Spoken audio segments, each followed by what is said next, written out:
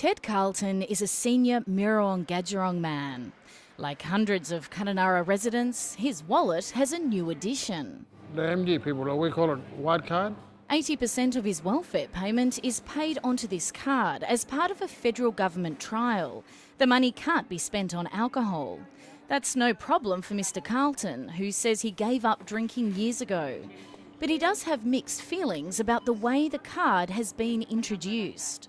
I don't think the process was adopted proper way with the mob, and that was my concern.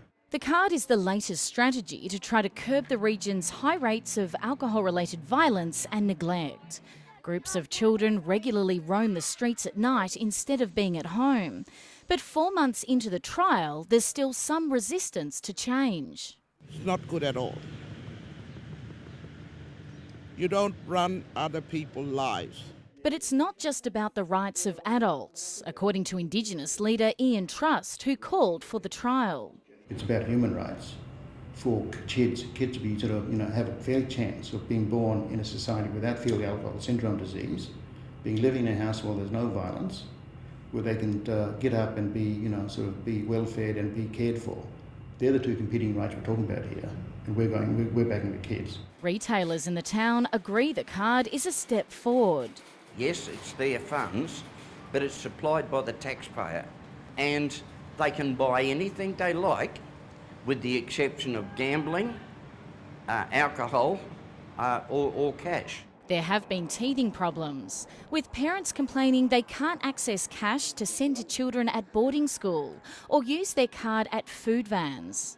The government has pledged to iron out any glitches. The nature of the trial is that we can make adjustments along the way as issues arise. For example, initially there was an issue with the bill pay at Australia Post. We were able to fix that and immediately and then get on with the job. But there's also evidence that people are finding ways to get around the system. I was asked by an Indigenous person if they would give me a card and I could pay for the fuel on the card if I give them $50 cash, right? And then they can go and get their grog. The trial is being watched closely, both here and in Canberra. If it's deemed a success, the federal government has said it may be rolled out nationally. It's early days, but CashlessCard supporters say there are already some good signs in Kununurra and Wyndham.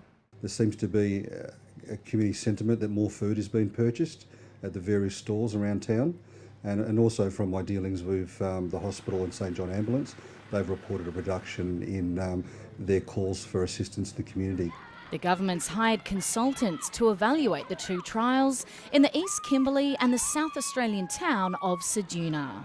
Erin Park, ABC News, Kununurra.